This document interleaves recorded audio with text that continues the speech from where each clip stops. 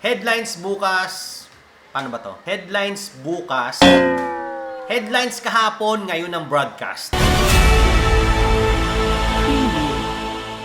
Usapang showbiz muna tayo. As usual, narinig nyo na nga yung kwento ni Maris at Anthony. Hindi yung Maris na yun at Anthony. Itong Maris at Anthony. Kayo na bahala mag-research. It's about the screenshot na kumakalat sa TikTok at iba't iba pang platform. And syempre, si Yan Gasa, may opinion dyan. Panoorin nyo. Ang ganda ng pagkakapaliwanag niya. Pero on the other side, hindi pa rin siya makaupi ng Pilipinas. Natatapos na ng issue ni Maris at Anthony, meron na namang bagong issue ngayon Sino daw? Si Joshua at saka si Elise. Hindi yan. Anong klase? Sino nag-edit nito? Itong Joshua at Elise. Kayo na bahala mag-research? JK Labato. JK Labato ba? Hindi ni JK. Basta JK ng JK.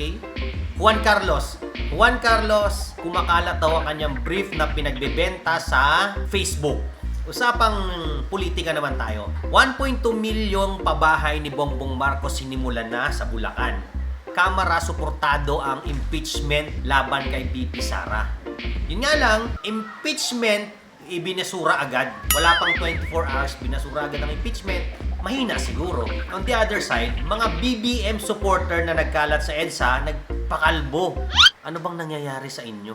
Meanwhile, INC magrarally pag pinagpatuloy pa ang impeachment laban kay Sara Duterte. Saan kaya sila magkakasya? Ang dami nila eh. Tulfo Brothers, nawawala daw.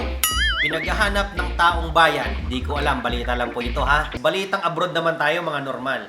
CEO ng United Healthcare inassassinate. Mga CEO, nangangamba. Lastly, dahil sa natalo nga si Kamala Harris sa recent election, para makabawi sa kanyang ginastos na $20 million daw, may tentative na laban si Kamala Harris at si Jake Paul. At yun lang po ang nagbabagang balita nowadays. Okay? Walang kinikilingan to mga normal. Mataba na ba ako?